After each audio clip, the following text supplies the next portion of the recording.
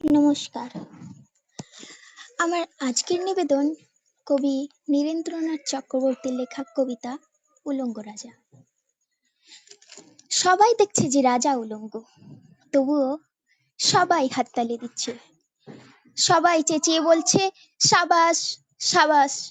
কারো মনে সংস্কার, কারো ভয়, কেউ বা নিজের বুদ্ধি অন্য মানুষের কাছে বন্ধক দিয়েছে, কেউ বা পরান্নভোজী, কৃপা প্রার্থী, উমেদার প্রবঞ্চক।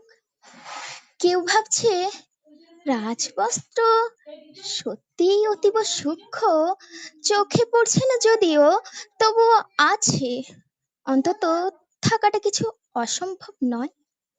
গল্পটা সবাই জানে,